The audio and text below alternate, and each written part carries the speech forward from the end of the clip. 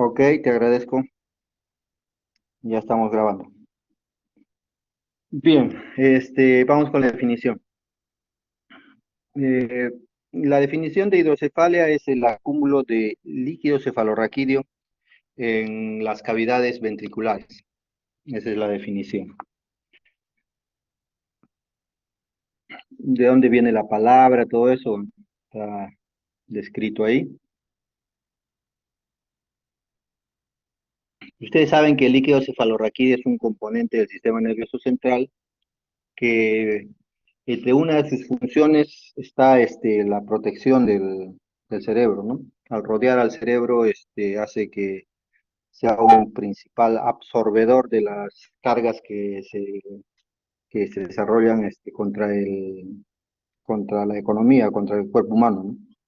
Entonces, todas las cargas que vengan hacia el cuerpo humano van a ser absorbidas por el líquido cefalorraquídeo y de tal manera que el sistema nervioso central va a estar protegido.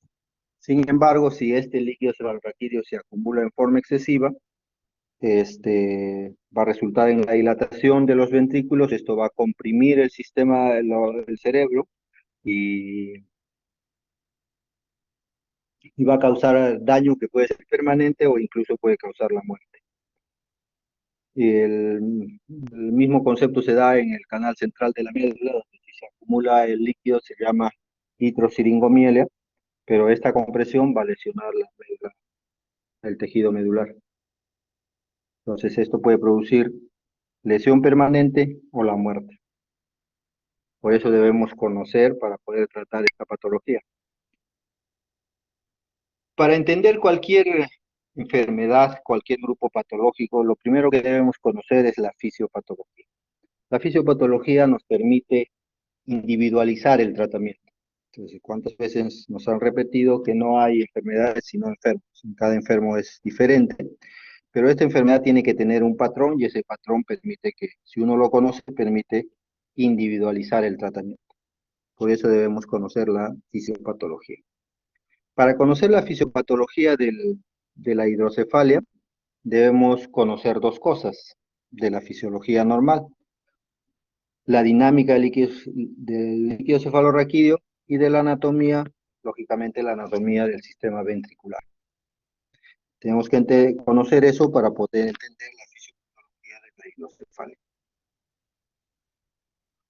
En cuanto a un recuerdo de la anatomía, el,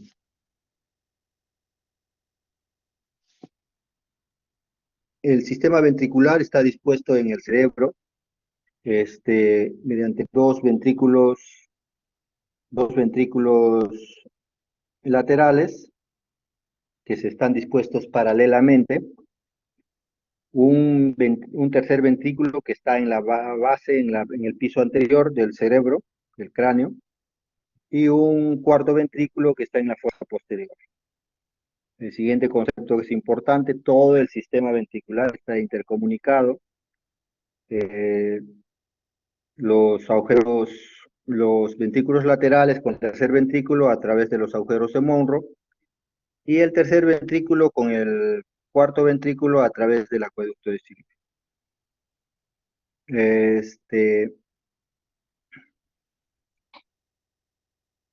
Esta que están viendo ahora es una vista lateral,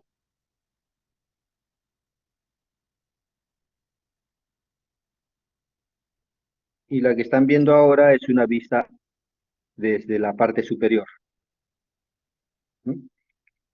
Además, debemos considerar que los ventrículos laterales se le conoce en la parte anterior, su parte anterior como la asta anterior, su parte posterior como la asta occipital, y hacia las partes laterales en la línea media los cuernos temporales, ¿no?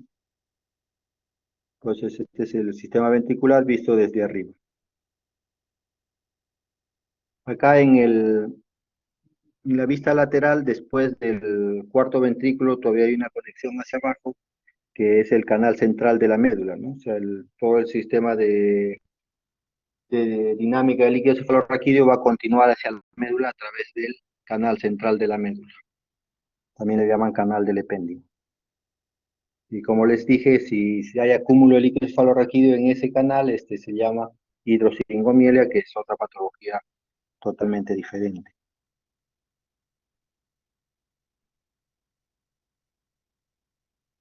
Bien, este, el líquido cefalorraquídeo se produce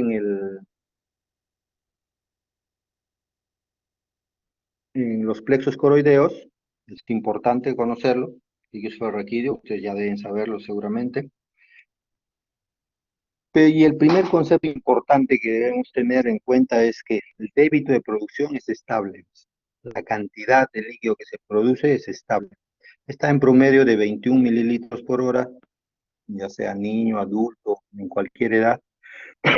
Cada persona siempre va a tener la misma cantidad de producción de líquido cefalorraquídeo. Entonces, este es el primer concepto importante que debemos tener en cuenta. Débito estable. En promedio, 21 mililitros por hora. Entonces, puede ser que una persona produzca 20, pero siempre va a producir 20. Otro puede ser que produzca 22 y siempre va a producir 22. Es estable el débito de líquido cefalorraquídeo. Eh, esta producción no está influenciada por variaciones fisiológicas, ¿no? O sea, como hemos dicho, siempre es la misma cantidad. Y algunas condiciones patológicas, más bien como la elaboración de la PIC, pueden hacer que disminuya los niveles de producción, ¿no? Pues ya, lógicamente, esas son condiciones patológicas. La producción de líquidos cefalorraquídeos, el segundo concepto importante que deben tener en cuenta, es un fenómeno activo. Esto quiere decir que para producirse requiere energía. Y por esta misma razón, depresores del metabolismo como son la cetazolamida y la furosemida pueden influenciar en su producción, ¿no? Porque se intervienen en el proceso metabólico para producir energía. Ok, ¿me están escuchando bien? Sí, doctor. Perfectamente.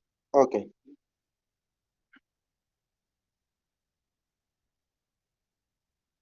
Este líquido cefalorraquídeo, una vez que sea producido en los plexos coroideos, va a comenzar a circular.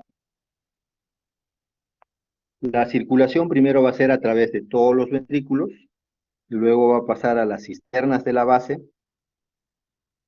de las cisternas de la base va a pasar al espacio subaracnoideo, y del espacio subaracnoideo va a ir a los sitios de absorción.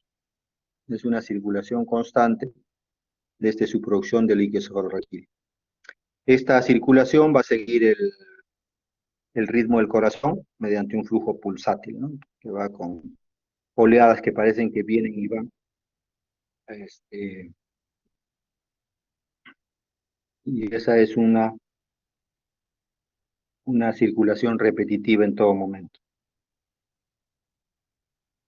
Ese es el recorrido. Hemos dicho cisternas de la base, plexos, espacios aracnoideos y luego a los sitios de absorción.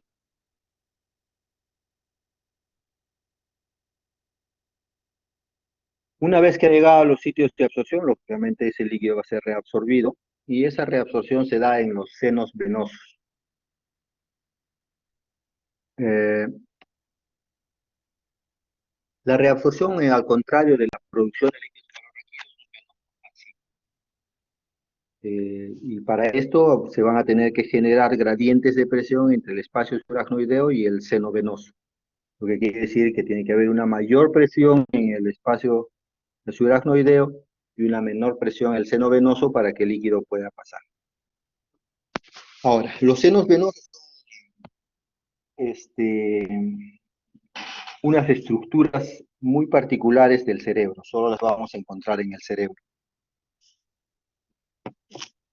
Y están formadas, si ustedes ven en la imagen donde dice seno sagital, están formadas por un repliegue de la dura madre. La dura madre se repliega en dos y forma un espacio ahí y ese es el seno venoso. El seno venoso es el sistema de drenaje venoso del cerebro. Solo en el cerebro van a encontrar senos venosos y es ahí donde se colecciona toda la sangre que a través de las venas se va coleccionando el cerebro, finalmente van a desaguar en los senos venosos. Entonces el sistema de drenaje venoso del cerebro, los senos venosos. Y solo hay en el cerebro. Se habla también que puede haber una reabsorción ependimaria hacia el espacio extracelular, pero esto se da en condiciones patológicas. Cuando hay demasiada presión en los ventrículos, se puede reabsorberse hacia el epéndima, ¿no? Que es el recubrimiento de los ventrículos.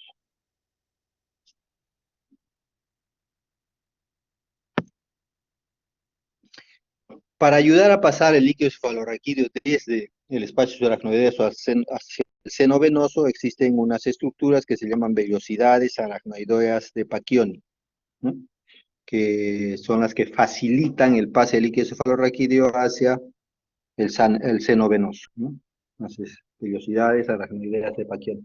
Son estructuras pequeñas que son vistas a simple vista, cuando uno puede estar operando, y que son muy vascularizadas y un problema de sangrados también se da a esos niveles cuando uno está muy cerca de eso.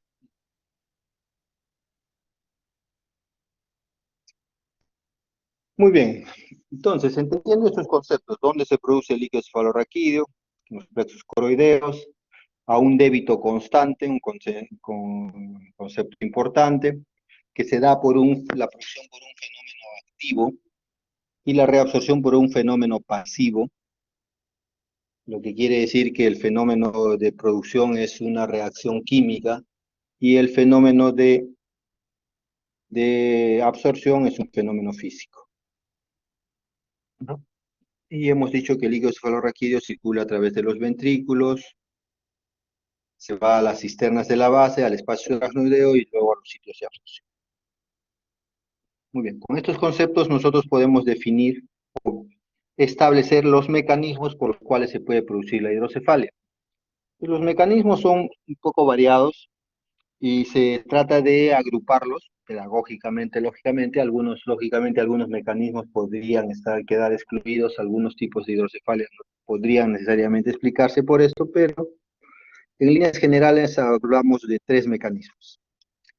Hiperproducción del líquido cefalorraquídeo, aumento de la resistencia de la circulación del líquido cefalorraquídeo y aumento de la resistencia a la absorción por aumento de la presión venosa. Esos son los tres mecanismos en general por los cuales podría producirse hidrocefalia. Se habla de que por inmadurez cerebral también podría generarse hidrocefalia, pero está todavía en el campo de la teoría y hace muchísimo tiempo sigue estando en el campo de la teoría. Entonces vamos a explicar estos tres mecanismos. El primer mecanismo hemos dicho hiperproducción de líquido cefalorraquídeo. Esto se debe casi exclusivamente a tumores del plexo coroideo, que pueden ser, en el plexo coroideo solo existen dos tipos de tumores. Pueden ser papilomas o pueden ser carcinomas, ¿no?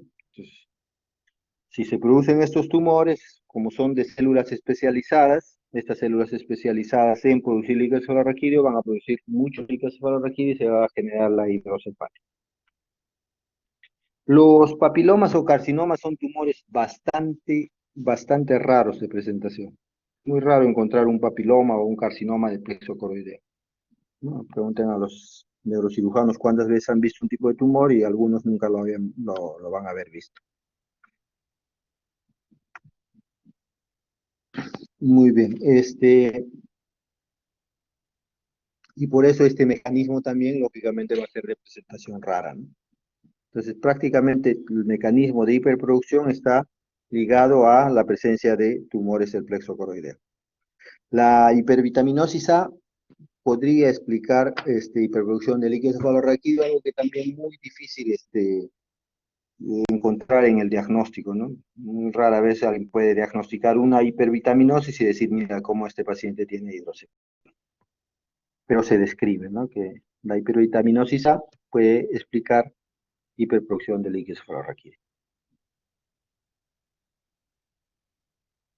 Segundo mecanismo. El segundo mecanismo es la presencia de un obstáculo en la circulación del líquido cefalorraquídeo, ¿no? Algo que aumenta la resistencia para que pueda circular el líquido cefalorraquídeo. Entonces, obstáculo en la circulación del líquido cefalorraquídeo. La mayoría de las hidrocefalias se dan por este mecanismo, ¿no? Y es por eso que estas hidrocefalias inclusive tienen una clasificación Y se pueden clasificar en hidrocefalias no comunicantes y comunicantes de acuerdo a dónde está localizado el obstáculo. Y esto es muy importante porque tiene mucha trascendencia finalmente en la decisión del tratamiento quirúrgico que se va a dar al paciente. Entonces debe establecer con claridad si una hidrocefalia es no comunicante o comunicante. Es no comunicante cuando el obstáculo es ventricular y es comunicante cuando el obstáculo está más allá de los ventrículos. No comunicante, el obstáculo dentro del ventrículo. Y comunicante, obstáculo fuera de los ventrículos. Eso es importante que lo tengamos bastante claro. Y el tercer mecanismo, aumento en la presión venosa sinusal. Eh, como hemos explicado en la fisiopatología, para que se absorba el líquido cefalorraquídeo debe pasar del espacio subaracnoideo al seno venoso. Y para ello debe haber un límite de presión con la cual la presión es mayor en el espacio subaracnoideo y menor en el seno venoso. Pero si se invierte esta situación, que sea mayor la presión en el seno venoso, lógicamente no va a generarse este gradiente de presión que requerimos para el pase del líquido cefalorraquídeo y el líquido se va a comenzar a acumular y va a generar hidrocefalia. ¿En qué situaciones se puede dar este aumento de la presión venosa? Son muy raras estas situaciones. Este, una podría ser las trombosis venosas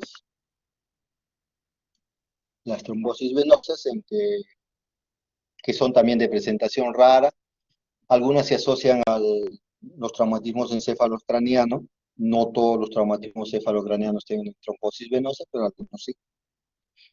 Puede estar asociado a infecciones de lo que se llama el triángulo de la muerte, que es el triángulo que está alrededor de la nariz, ¿no? Infecciones en eso, pero que creo que hace mucho tiempo ya dejó de ser ese un problema, ¿no? Antes era una situación que podría ser mortal, pero ahora con el advenimiento de los antibióticos, creo que eso ya ha perdido importancia. Y otras patologías de trombosis venosa son raras. No hay que confundir con la trombosis vascular, arterial, que sí puede ser más frecuente en el cerebro. Muy bien. Entonces, tres mecanismos de aumento por hiperproducción, por obstáculo en la circulación del líquido cefalorraquídeo y por aumento de la presión venosa sinusal. Tres mecanismos. El más frecuente, el obstáculo en la circulación del líquido cefalorraquídeo. Esos son los mecanismos por los que se puede generar hidrocefalia. Ahora, la hidrocefalia se presenta en fases. Se habla de una fase de inicio en el que el líquido cefalorraquídeo ya comienza a acumularse, pero el cerebro al parecer comienza a generar mecanismos de compensación mediante su elasticidad, su plasticidad, la ocupación de surcos, la ocupación de cisternas, ocupando esos espacios. Y mientras esto sucede, todavía no aparecen signos o síntomas de hipertensión endocraniana, que es la manifestación de la hidrocefalia. Entonces, mientras no hay manifestaciones patológicas, estamos en la fase de inicio, a pesar de que ya haya un acúmulo de líquido cefalorraquídeo más allá de lo normal.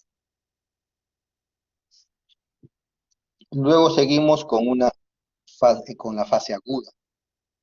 Es cuando ya todos estos mecanismos de los que hemos hablado se rompen y comienzan a aparecer manifestaciones de aumento de la presión. Y se comienzan a generar daño en el parénquima cerebral. Este daño puede ser definitivo o puede ser pasajero o incluso se puede producir la muerte.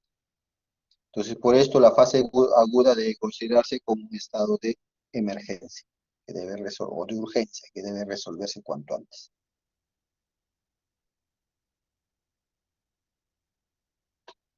Y finalmente, se puede pasar a la fase crónica, no todas las hidrocefalias en fase aguda son terminales, algunas evolucionan a una fase crónica, logrando logrando una coexistencia entre una presión aparentemente normal y la dilatación de los ventrículos, ¿no? O sea, se dan nuevos mecanismos de compensación y hay una coexistencia entre los ventrículos grandes y aparentemente una presión normal. Entonces, esa es la fase crónica.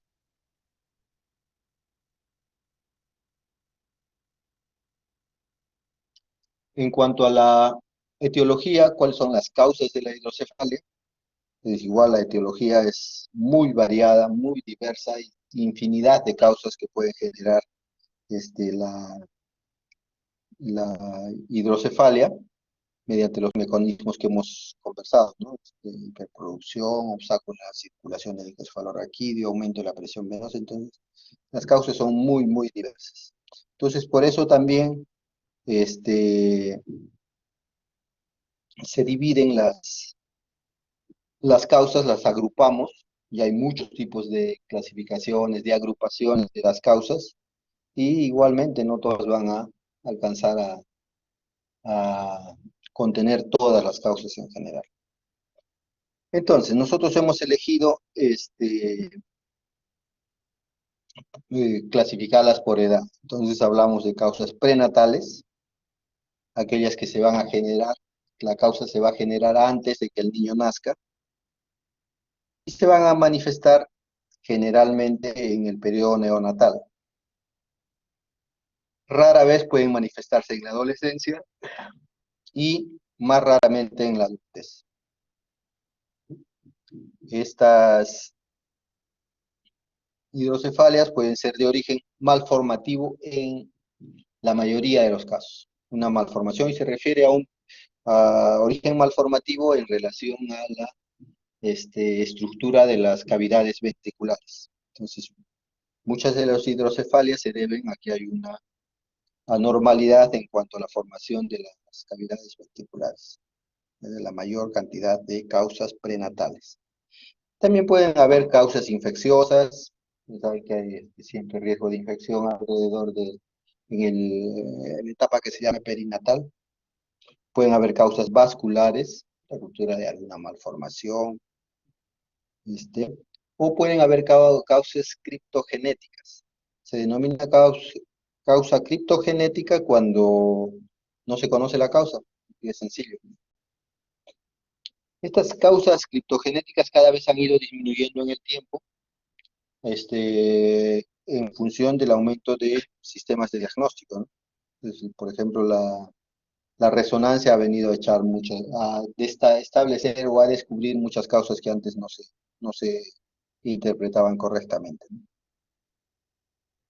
Y seguramente van a seguir apareciendo nuevos sistemas de diagnóstico y vamos a ir explicándonos algunos tipos de hidrocefalia que ahora no las entendemos correctamente.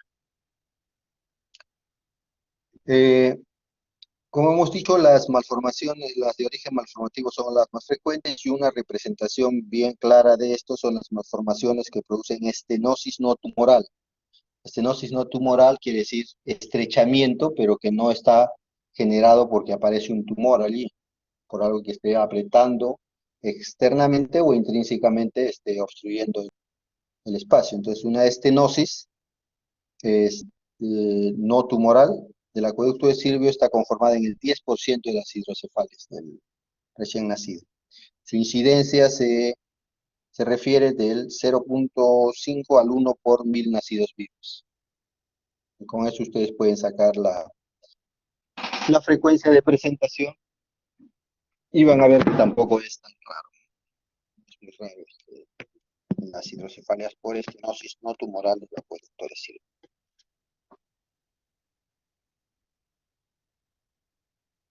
Bien, entonces ahora tenemos que hablar de causas postnatales. Primero son las causas prenatales, causas postnatales. En los niños, los procesos expansivos son hasta el 20% de la causa de la hidrocefalia. O sea que aumenta la probabilidad de que un tumor sea la causa de la hidrocefalia en los niños, una patología frecuente. Y la localización más frecuente es la fasa posterior, la región pineal y la región mesencefálica. En la imagen, un tumor en el tercer ventrículo. El tercer ventrículo está agrandado. Vean la parte anterior de los ventrículos laterales, hay una sombra difuminada ahí, eso es el edema periventricular. Entonces ahí tenemos una hidrocefalia por la presencia de un tumor. Y luego tenemos las hidrocefalias en el adulto.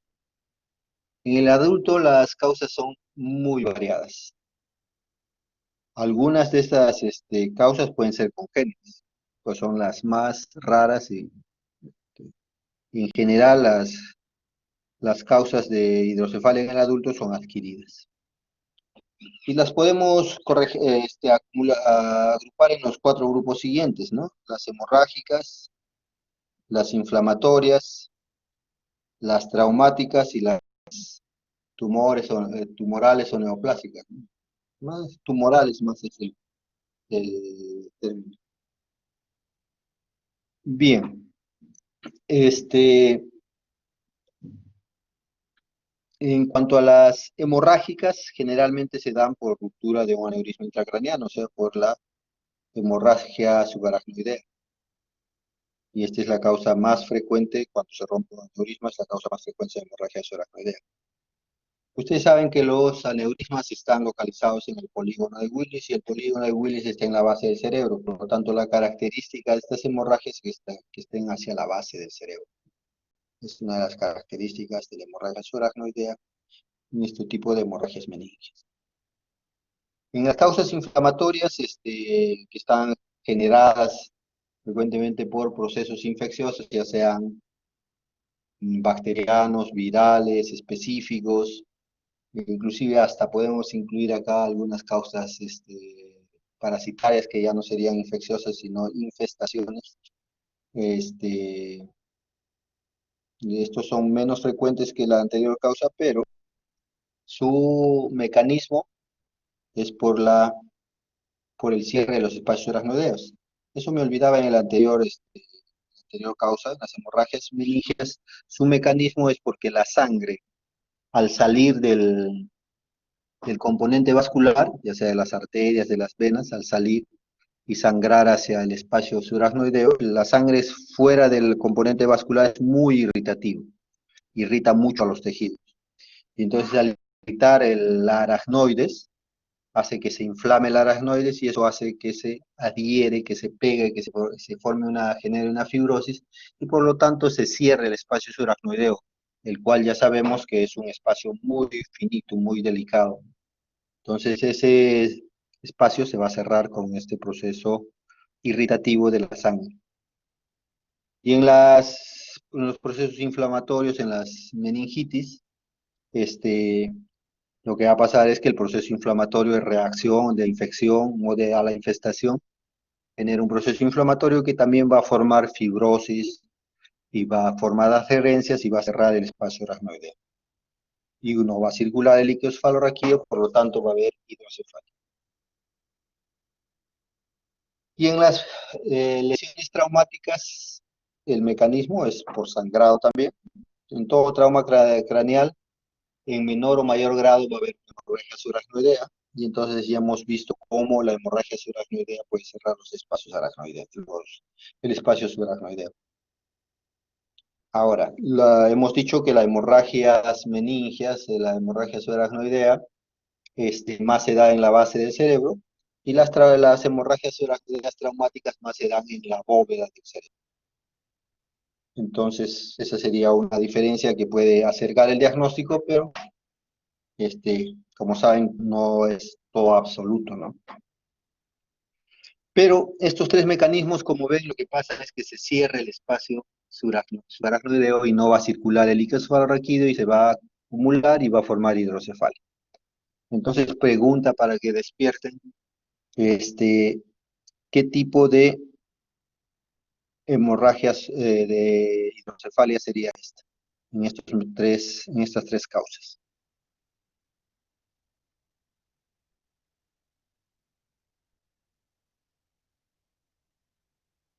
¿Alguien por ahí?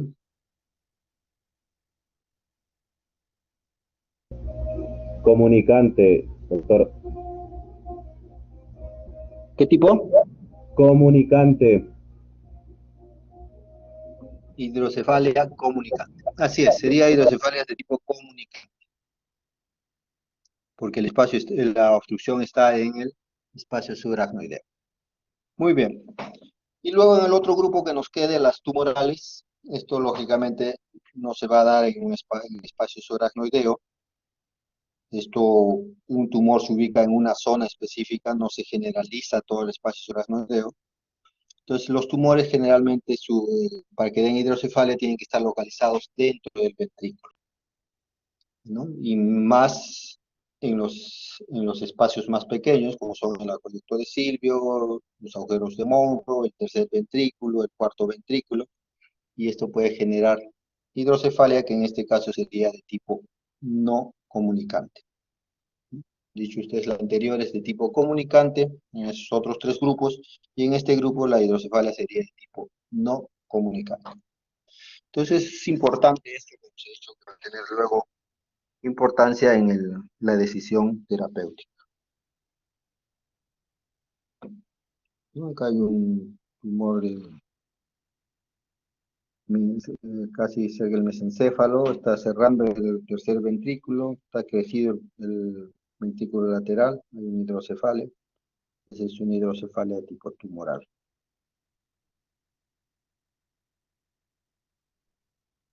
Bien, lo que sigue es la clínica. Una vez entendida la fisiopatología, nosotros debemos conocer la clínica para poder diagnosticar, ¿no?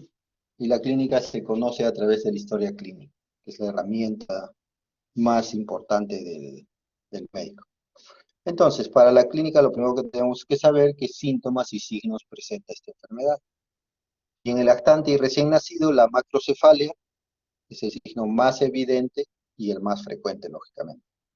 Es lo que más evidencia. Y es el principal signo que se presenta.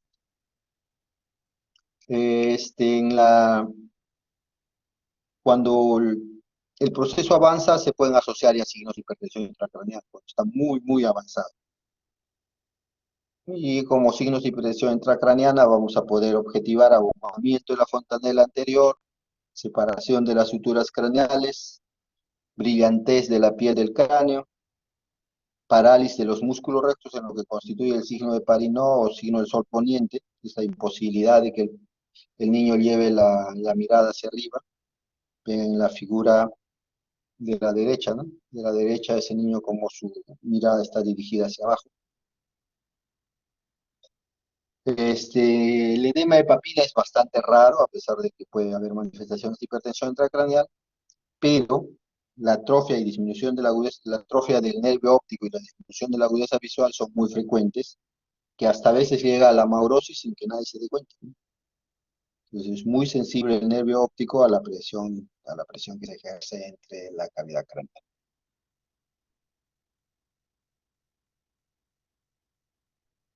Bueno, yo les pongo esta figura para establecer cómo no se debe diagnosticar a una hidrocefalia, ¿no? En el niño de la derecha ven que es un niño con macrocefalia, desnutrido, seguramente es un niño vomitador, síntoma de la hipertensión craneana, está irritable, seguramente tiene cefalea, ya que el cuadro clínico es tan evidente, más la macrocefalia, no hay nadie que no diga que no es una hidrocefalia, hasta el portero, cuando pasa el niño, ese niño tiene hidrocefalia, o sea, el diagnóstico es absolutamente fácil.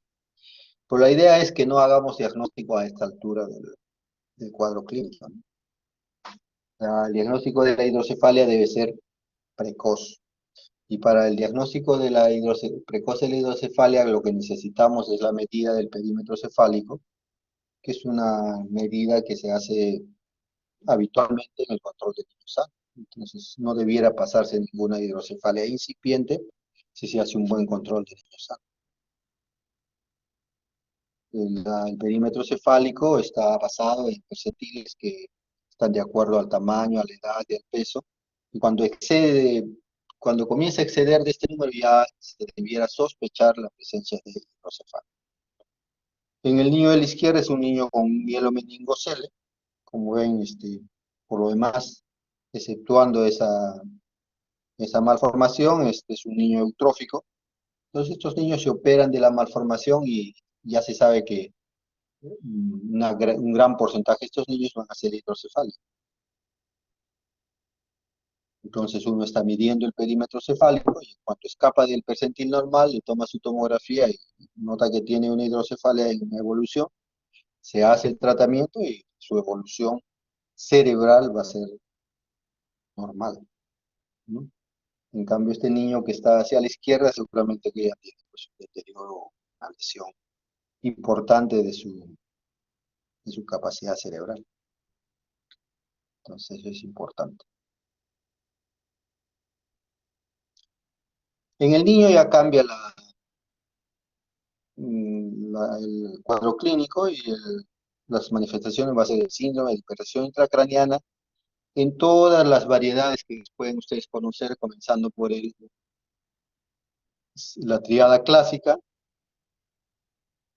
llegando hasta la triada de Cushing y la muerte, ¿no? Pues toda esa variedad, esa amplitud de cuadro clínico puede existir en esto como manifestación siempre de hipertensión intracraneal. O sea, todo niño con hipertensión intracraneal debiera sospecharse como diagnóstico diferencial la posibilidad de hidrocefalia. Y en el adulto es lo mismo, síndrome de hipertensión intracraneal. Para los que no se acuerdan, el signo de la triada de Cushing está dada por hipertensión sistémica, bradicardia y trastorno respiratorio. Y es un estado prácticamente post-muerto. Se llama estado de enclavamiento generalmente.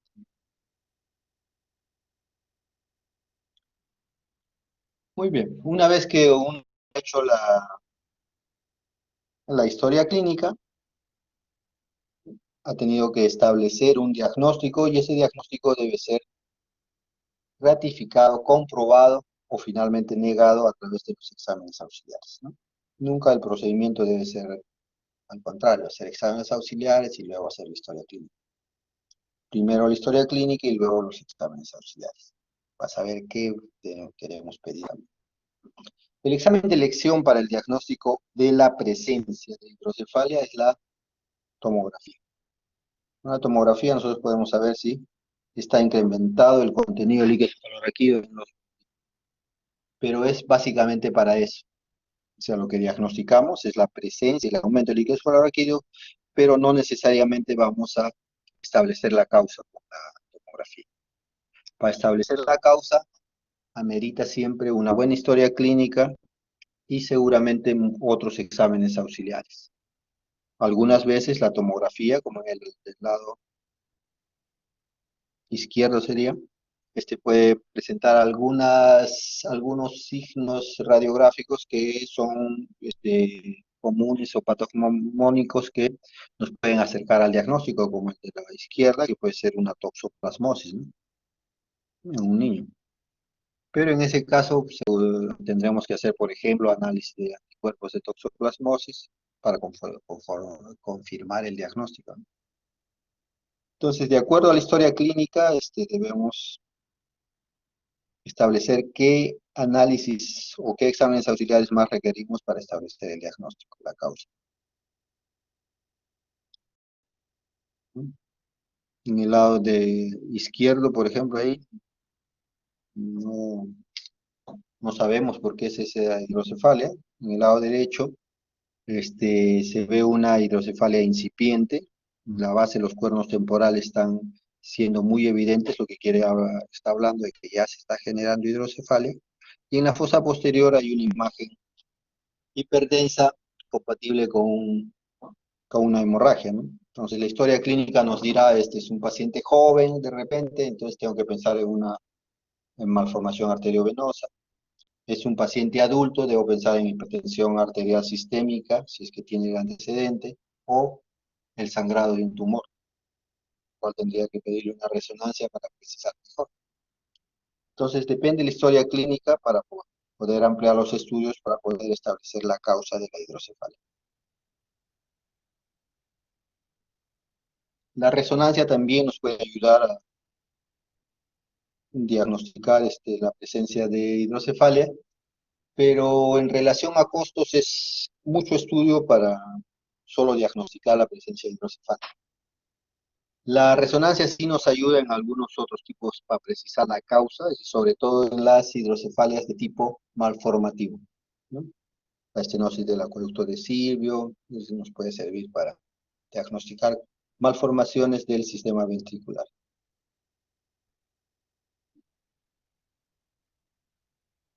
Una ecografía transfontanelar también nos puede avisar de la presencia de hidrocefalia, pero el estudio de elección es la tomografía. Acá una transiluminación que también pues nos habla de hidrocefalia, ¿no?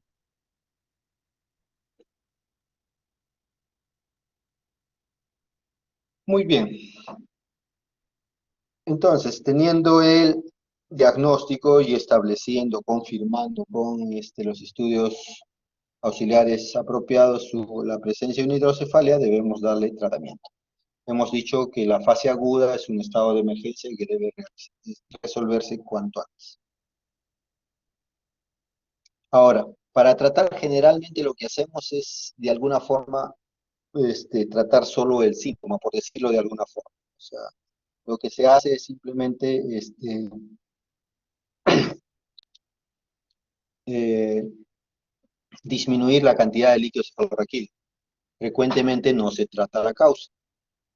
Entonces, si nosotros, por ejemplo, tenemos un tumor, lo que debiera hacerse es, un tumor que está obstruyendo la circulación del líquido cefalorraquídeo, lo que debiera hacerse es retirar ese tumor para que el líquido vuelva a circular y este, se restituya la dinámica del líquido cefalorraquídeo.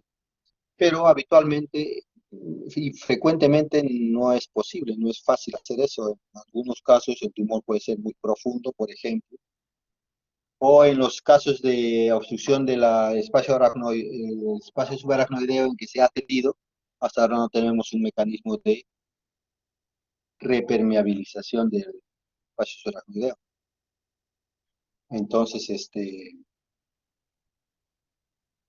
en esos casos solo tenemos que tratar el aumento del líquido cefalorraquídeo, pero no básicamente la causa.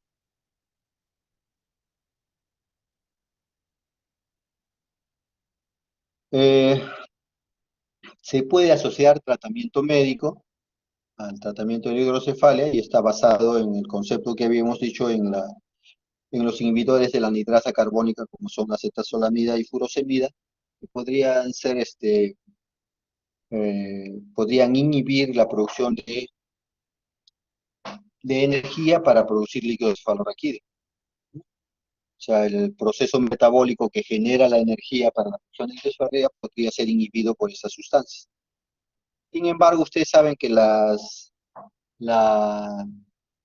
los procesos metabólicos se dan en cascadas y estas cascadas pueden, este, hay cascadas alternativas, ¿no? Si una cascada no funciona, muy pronto la cascada alternativa va a poder, va a comenzar a funcionar y nuevamente se va a producir energía. Entonces, por eso el tratamiento médico es transitorio y es ineficaz a largo plazo, pues. Nadie piensa tratar definitivamente la hidrocefalia mediante un tratamiento médico. El tratamiento básicamente es quirúrgico. Y como alternativas básicas del tratamiento quirúrgico tenemos la punción lumbar, ¿no? Uno puede pulsar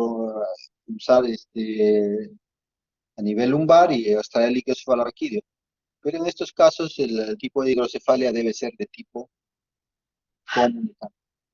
En los casos de hidrocefalia no comunicante no nos va a servir este tipo de tratamiento.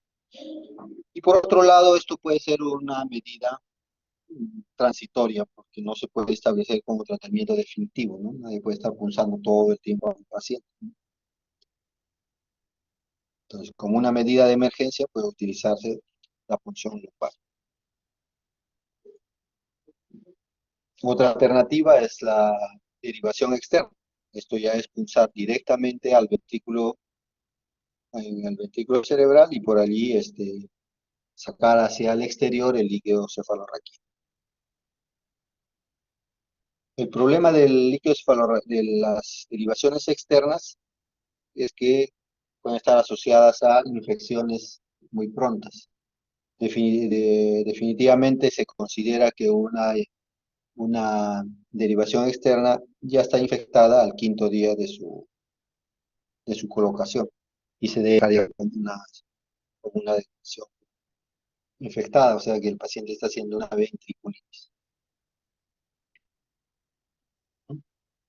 Entonces, lo que se tiene que hacer es tratar de hacer el tratamiento definitivo antes del quinto día o ya se tiene que manejar como si fuera una infección. Pero eso es una alternativa al tratamiento, es como urgencia. El abordaje del ventrículo, en teoría puede darse por cualquier lado que nosotros punchemos al cerebro, finalmente podemos llegar a las cavidades ventriculares. Sin embargo, se dice que debemos tratar de elegir las áreas que son menos elocuentes, y entonces estamos hablando de la localización, en este caso parieto-occipital, que es derecha para las personas diestras. Este es uno de los puntos de abordaje. Otro punto de abordaje es ahí cómo tiene que atravesar el parénquima cerebral para empezar al ventrículo.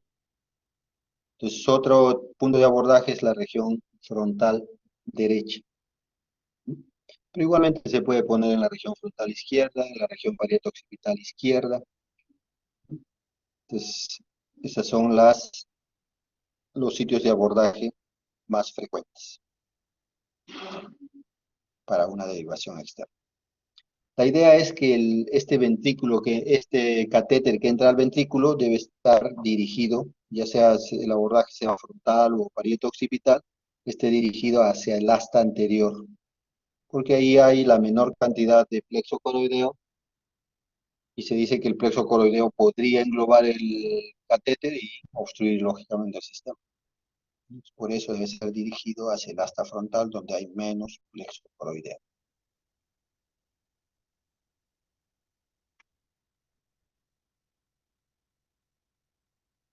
Bien, ya vamos a ver eso. Finalmente, el tratamiento definitivo son las derivaciones internas.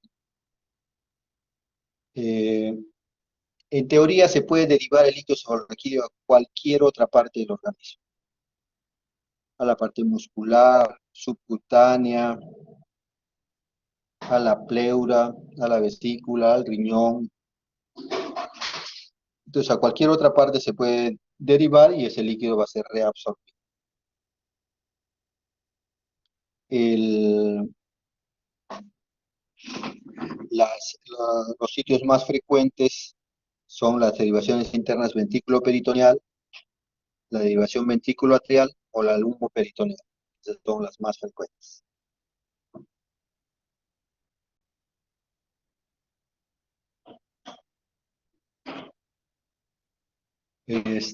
Una derivación debe constar de un catéter ventricular, que es el que va dentro del ventrículo,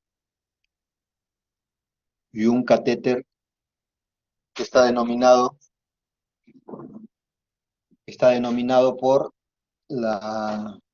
el sitio donde se aloja, ¿no? Entonces tenemos catéteres peritoneales, catéteres atriales, entonces que esos son los más frecuentes. El catéter ventricular con el catéter definitivo, con el catéter, por ejemplo, peritoneal, se unen a través de lo que se llama el reservorio, que contiene en su interior dos válvulas. Una válvula antirreflujo, que evita que regrese el líquido cefalorraquídeo, y una válvula de presión, que es la que determina la cantidad de líquido cefalorraquídeo que va a salir. Tenemos válvulas de presión media, presión baja, presión alta, y algunas válvulas regulables, que mediante un magneto, luego de la cirugía, se puede regular la cantidad de líquido cefalorraquídeo que sale. Entonces tenemos derivaciones ventrículo-peritoneales de la izquierda, ventrículo atrial de la derecha. La derivación se lleva por debajo del espacio del tejido subcutáneo. Y en el caso de la derivación ventrículo-peritoneal, se introduce a la cavidad peritoneal. En el caso de la derivación ventrículo-atrial, a través de la vena yugular, se llega hasta el atrio de la aurícula derecha. Y las lumboperitoneales, se introduce un catéter en la región lumbar, tiene que introducir dentro de la meninge, y de allí se lleva pues la derivación hacia la cavidad peritoneal.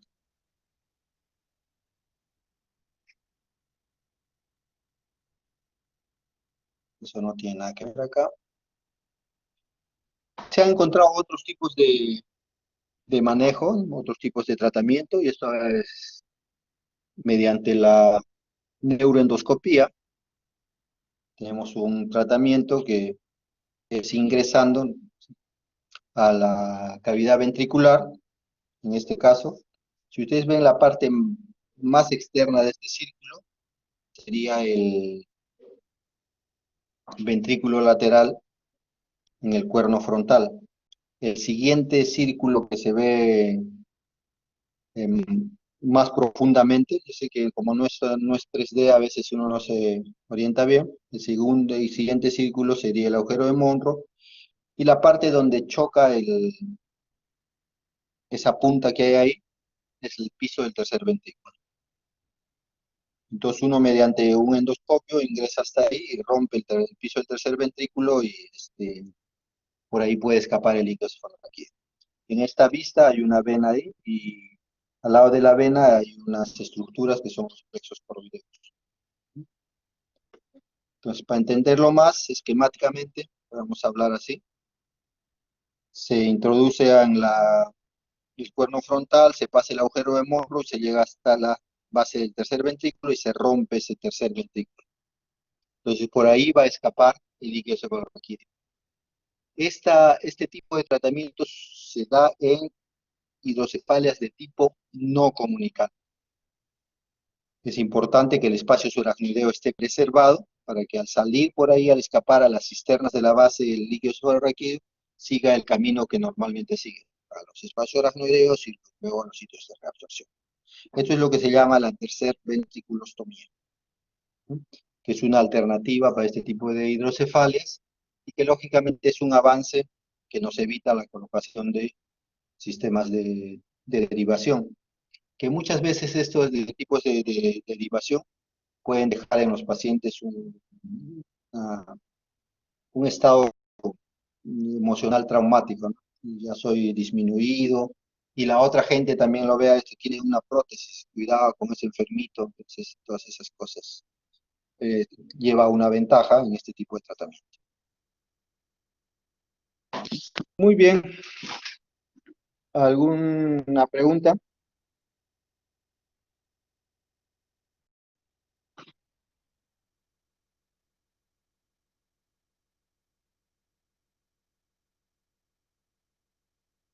Ok, están ahí, ¿no? ¿Ha acabado conmigo la clase? Sí, doctor.